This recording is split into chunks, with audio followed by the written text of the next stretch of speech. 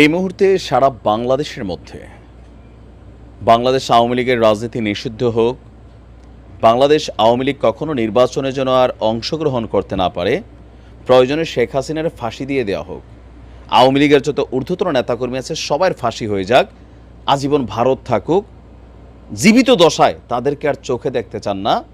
এই যে শ্রেণীটা, এই শ্রেণীটার নাম হচ্ছে বৈষম্য বিরোধী ছাত্র আন্দোলনের যারা নামি দামি সমন্বয়ক আছেন তারা। বিএনপি আওয়ামী লীগকে পুনর্বাসন করতে চায়, ডক্টর মোহাম্মদ ইউনূস খুবই সুন্দর একটা বল বিএনপির কোর্টে দিয়ে দিয়েছেন। জামাতও এখন ওই সুরেই সুর মিলাচ্ছে, তারা কোনো রাজনৈতিক দলকে নিষেধাজ্ঞার পক্ষে না, ভারতের কাছে আবার এরকম তারা বক্তব্য দিয়ে আসছেন। তো এইরকম বক্তব্যগুলো সবচেয়ে বেশি টেনশন, উদ্বেগ, আতঙ্ক তৈরি করে কাদের মধ্যে? সার্জিস, হাসনাত, তারপর হচ্ছে ধরেন আসিফ, নাহিদ, মাহফুজ, বিশেষ করে আমরা যদি ধরি হাতে গোনা 50 বা 100 জন সমন্বয়ক নামে বিভিন্ন জায়গায় যারা এই দলগুলোকে লিড করছেন। কারণ বিএনপি আওয়ামী লীগ থাকতেও আর কি হয়েছে, নতুন করে কিছু হইতো না।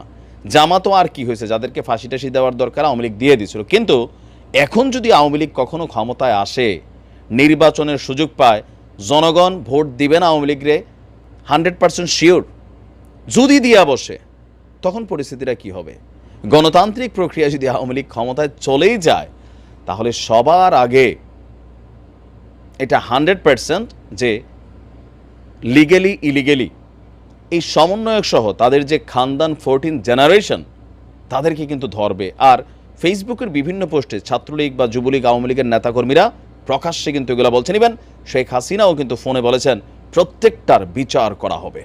আর এই ভয়টা সমন্বয়কদের মধ্যে কাজ করছে।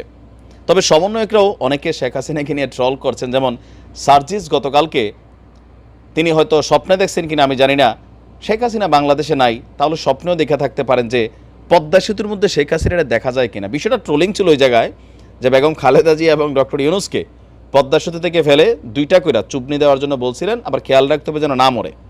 তো ওইটার পরেই সম্ভবত এটা নিয়ে নানান ট্রোলিং হচ্ছে, যখন খালেদা জিয়া এবং কি ডক্টর ইউনূস একসাথে ছিলেন। তো পদ্মা সেতুর জায়গায় আছে, তারাও আছে, সাবেক প্রধানমন্ত্রী শেখ হাসিনা নাই, এই কারণে একটা ট্রোলিং ইস্যু নিচ্ছে। তবে হাসনাত বলছে খুবই সিরিয়াস কথা, সার্জিসও কিন্তু বলছে জীবন থাকতে প্রয়োজনে জীবন দিয়া দিব। তো জীবনে এমনিও যাবে, এইভাবেও যাবে, ওইভাবেও যাবে। তো যার কারণে সমন্বয়করা কোনোভাবেই কিন্তু আওয়ামী লীগকে বাংলাদেশে রাজনীতি করতে দিতে চাইবে না। এটা খুবই স্বাভাবিক, এটা তাদের ব্যক্তি সিকিউরিটির জন্যই আরও বেশি জরুরি। তো এই কথাটা আপনি দেখেন, হাসনাতের স্ট্যাটাসটা বলছে আওয়ামী লীগকে ক্ষমা করার মাধ্যমে 20 বছর পরে 4000 সন্তানের মৃত্যু পরোয়ানাতেই স্বাক্ষর করা হবে। তার ফেসবুকে তিনি লিখছেন যে কাজেই এবার আওয়ামী লীগকে ক্ষমা করে দেওয়ার অর্থ হলো আজ থেকে 20 বছর পর আমাদের 4000 সন্তানের মৃত্যু পরোয়ানাতে স্বাক্ষর করা। কথাটা যেন আমরা মাথায় রাখি। সমন্বয়করা কিন্তু মাথায় রাখছে, তারা যে যেখানে আছে সর্বোচ্চ লেভেলে চাচ্ছে আওয়ামী লীগকে নিষিদ্ধ করতে। কিন্তু বিএনপি এই কথায় রাজি হচ্ছে না, হবেও না, জামাতও হবে না। আপনি লিখিত রাখতে পারেন। এখন ভিপি নূর তার পলিটিক্যাল অবস্থান, একজন ব্যক্তিকেন্দ্রিক দল, এখানে বড় কোনো জনসমর্থন নেই। কেউ কেউ বলছেন সারা বাংলাদেশে যদি ভিপি নূর যে বলেন 330 আসনে তিনি প্রার্থী দিবেন, পুলিং এজেন্ট তো দিতে পাবেন না, প্রার্থী খুঁজে পাবে না, এরকম। তো তাদের বক্তব্যগুলো ইম্পর্টেন্ট হচ্ছে জাতীয় পার্টি, তারা তো বইলেই দিছে সমন্বয়কদের হাতে তারা নির্যাতিত হয়েছে, তাদের বক্তব্য অনুযায়ী পাল্টে অনেক কিছু হয়েছে। সমন্বয়করা বলছে তোমরা ফেসিসদের দোষর, আওয়ামী লীগের এই শক্তিটু কি মানে তোমরাই টিকাইয়া রাখছো, নির্বাচনে যাইয়া বাকিরা তো যায় নাই, সুতরাং আপা গেছে যেখানে তোমরা যাবা সেখানে, জাপা যাবে সেখানে। এটা নিয়ে অনেক ঘটনা হয়েছে, এখন পরিস্থিতি শান্ত। বিএনপি খুব স্ট্রিক্টলি বিভিন্ন অবস্থানে শক্তভাবে তাদের অবস্থান প্রকাশ করছে। আর জামাত কৌশলী পথে হাঁটছে, বাট আওয়ামী লীগকে নিষিদ্ধের কথা ভারতের কারণে হোক, ভূ রাজনীতির কারণে হোক, তারা কিন্তু বলছে না। এখন হাসনাত বলছে আপনার মূল পূর্দাতা এখানে ছিল শফিকুর, আওয়ামী লীগ ক্ষমা চাইলে রাজনীতিতে ফেরার সুযোগ পাবে, এইসব কথার কোনো মানে নাই। এখন এটা নিয়ে অনেকে বক্তব্য দিচ্ছিল যে আওয়ামী লীগের মধ্যে যেহেতু অনুশোচনা নাই, প্রথমে তারা ক্ষমা চা কৃতকর্মের জন্য, অনুশোচনা করুক, তারপরে ভাইবা দেখবো। কিন্তু আওয়ামী লীগ যে এত তাড়াতাড়ি রিয়াকশন দিবে, বাহাউদ্দিন নাসিম তিনি এসে এক বার্তা দিয়ে বসলেন কি, আমরা এত ঘাড়তেরা দল না, কৃতকর্মের জন্য যদি ক্ষমা চাইতে হয় জাতির কাছে গণতন্ত্র রক্ষার্থে আমরা ক্ষমা চাইব। এরপরই কিন্তু প্যাচটা লাগছে, তো ক্ষমা যদি চাইয়াই ফেলে, বিচারের মুখোমুখি যদি হইতেই চায়, তাহলে তো আওয়ামী লীগ দেশে চলে আসবে। তো গণতান্ত্রিক প্রক্রিয়াতে আওয়ামী লীগ রাজনীতি করবে, বিচারের যারা হবে, অপরাধী যারা আছে তাদের শাস্তি হবে, কিন্তু আওয়ামী লীগের নাম নিশানা তো মিটানো যাবে না। তো সেই ক্ষেত্রে কি হবে? জেনারেশন টু জেনারেশন এই সমন্বয়করা, মানে বিএনপি বা জামাত যতটুকু আওয়ামী লীগের চক্ষুশূল না রাইট নাও, যারা ছিল তাদেরকে কিন্তু বিভিন্নভাবে বিভিন্ন মামলায় বা যেমনি যেমনি হোক তাদেরকে ফাঁসি দেওয়া হয়েছে।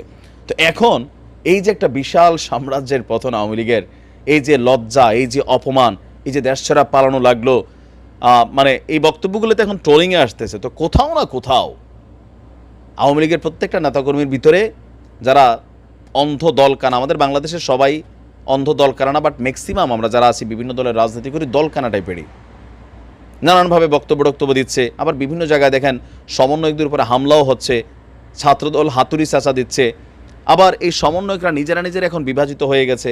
তো সব কিছু মিলিয়ে সার্জিস এবং হাসনাত যে স্বপ্ন দেখছেন, স্বপ্নটা কিন্তু দুঃস্বপ্ন, এটা কিন্তু সত্যিই হবে। কাকতালীয়ভাবে যদি অন্য কিছু হয়, সেটা হইতে পারে যে ধরেন শেখ হাসিনা হঠাৎ করে মরেই গেল, বয়স্ক মানুষ, তাইলে হয়তো এখানে নতুন কিছু ঘটবে না, এটাও মনে রাখেন। ওনার পরে জয় আসবে, জয়ের পরে পুতুল আসবেন, তারপরে ববি আসবেন, এখানে অনেকেই বাই জেনারেশন এখানে কেউ নাকি লিড করবেন এবং এই জিনিসগুলোকে তারা প্রায়োরিটি দিবেন। এখন দেখা যাক তাদের এই দাবি যেটা, এটা কোন পথে যায়, কারণ এখন একটা সমীকরণ তৈরি হয়ে গেছে, প্যাস লাগিয়ে রয়েছে। দেখা যাক বাংলাদেশের জনগণের অবস্থান।